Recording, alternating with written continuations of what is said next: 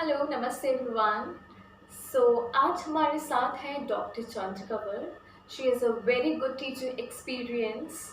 As you all people have asked me to get some tips about how to crack examinations, how to write answers and what to read, what not to read at the last moment. आज हमारे साथ हैं doctor Chandrakavar ma'am. Welcome ma'am. Thank you so much Riya.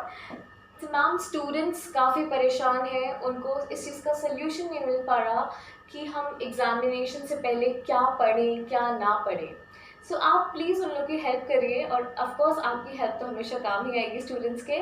तो ma'am please आप। Certainly Riya, I am more than happy teaching profession का most beautiful part to help out my students and to reach out to them. तो students last moment पर क्या पढ़ें? तो देखिए students, last moment पर आप अपना सिलेबस देखिए और उस सिलेबस में जो आपके इम्पोर्टेंट टॉपिक्स है जो हर साल रिपीट होते हैं, आप उनके शॉर्ट नोट्स बनाइए। आप खुद आप पॉइंट्स आप बना लीजिए इम्पोर्टेंट, और लास्ट मोमेंट पर आप सिर्फ उन पॉइंट्स को आप पढ़कर जाइए।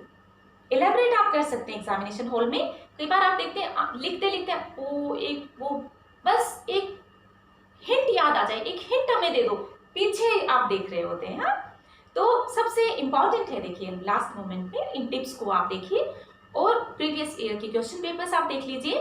उसमें जो क्वेश्चंस बार बार रिपीट हो रहे हैं, फिर चाहे वो कोई सा भी एग्जामिनेशन हो, तो उन सबको आप पढ़ कर जाएं और बिल्कुल काम रहें, तो आप अच्छा कर पाएंगे। Yes ma'am, thank you.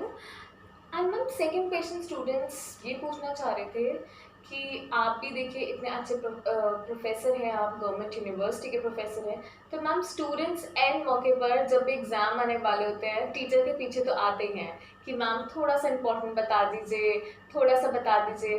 तो मैम स्टूडेंट्स को टीचर्स के पीछे ना भागना पड़े, इसलिए आप स्टूडेंट्स को यहीं से कुछ टिप्स दे दीजिए। वेल रिया, पूरे एकेडमिक सेशन में मुझे लगता है एक वो टाइम होता है टीचर की बहुत पूछ होती है, ऑन ए लाइटर नोट में बोल रही हूँ। ओके, तो इम्पॉर्टेंट क्वेश्चंस तो ऐसा है स्टूडेंट्स, फिर से मैं आपको वो बात कहूंगी कि आप प्रीवियस ईयर के क्वेश्चन पेपर्स आप देखिए और कुछ आपके सिलेबस का मैं ये कहूँगी 50% पोर्शन ऐसा है जो हमेशा रिवाइज होता है, हर बार उससे सवाल आते हैं। फिर चाहे वो आपका बीए का क्वेश्चन हो, बीए का पेपर हो, एमए का हो, या फिर कोई कॉम्पिटिटिव एग्जामिनेशन का पेपर हो, तो आप अच्छे से आप पुराने प्रश्न पत्रों को देखिए और क्या पढ़ना है के अलावा क्या नहीं पढ़ना है देखिए, इसका आप ध्यान रखिए। तो आप इम्पोर्टेंट इस तरह से आपको पता चल जाएगा, और जब आप सिलेबस को देखते हैं तो आप खुद आपको पता चल जाता है। मैंने अपनी कुछ फ्रेंड्स को बताया था, वो आरजेएस का एग्जामिनेशन दे रही थी, मैं भी खुद स्टूडेंट थी। तो पिछले साल के प्रश्न पत्रों को देख के मैंने कुछ उनको निबंध बताए थे और वो ही आ गए।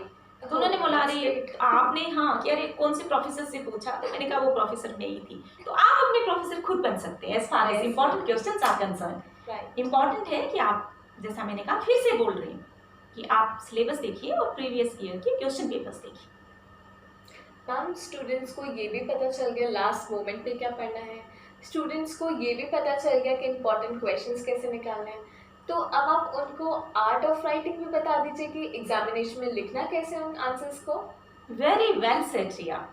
आंसर राइटिंग एक आर्ट है स्टूडेंट्स, ये कला है और इसे हम सीख सकते हैं। Very good question, actually you said it right. Answer writing एक कला है, एक आर्ट है, और इसे आप सीख सकते हैं प्रैक्टिस से। जैसे मान लीजिए आपकी आंसर शीट है और ये पेजेस हैं उसके, तो आप मार्जिन आप छोड़िए दोनों तरफ से, this is very very important. Next, आप क्वेश्चन पेपर को आप अच्छे से पढ़ लीजिए और फटाफट आप उसको पढ़िए। देखिए time management is very important, और उसमें जिन सवालों के जवाब आपको आते हैं, आप प्रीटी कॉन्फिडेंट है, पहले प्रयास में फर्स्ट अटेम्प्ट में आप उनको कीजिए। सेकंड में आप उन सवालों को कीजिए जो आपको थोड़ा कम आते हैं, और तीसरे में आप उनको कीजिए जो एक तरह के गेस है, आपके अनुमान है। और हाँ, अगली इंपॉर्टेंट बात है कि आप जैसे क्वेश्चन पेपर है उसमें निश्चित शब्दों में आपको आंसर लिखना है, तो आप वर्ड लिमिट को क्रॉस मत कीजिए। 2 नंबर के सवाल में आप एक पन्ना मत भरिए, क्योंकि उसमें 2 ही नंबर आने वाले हैं, 2 के 10 नहीं आप ले सकते हैं। फिर जो इम्पोर्टेंट बात है वो ये है कि आपकी हैंड राइटिंग बहुत क्लियर होनी चाहिए, और आप डिफरेंट कलर के पेन्स का भी यूज कर सकते हैं, आप अंडरलाइन कर सकते हैं, आप पॉइंट्स बना के आप लिख सकते हैं, हेडिंग्स बनाकर। लेकिन स्टूडेंट्स, कॉपी को सजाने की इतनी जरूरत नहीं है डिफरेंट डिफरेंट पेन से। सबसे इंपॉर्टेंट है आप सही लिखें। कई बार ये होता है, पूछा आपसे कुछ गया है, लिख कुछ रहे हैं। मान लीजिए आपसे पूछा गया डिफाइन सोशियोलॉजी, और आप क्या लिख रहे हैं? सोशियोलॉजी का ओरिजिन लिख रहे हैं, सोशियोलॉजी की उत्पत्ति लिख रहे हैं। पूछा गया आपसे क्लास सिस्टम, आप क्लास सिस्टम को लिख रहे हैं, तो ये गलत हो जाता है। आपको क्या आ रहा है, देखिए, इससे एग्जामिनर का लेना देना नहीं है। एग्जामिनर क्या पूछ रहा है आप वह लिखिए।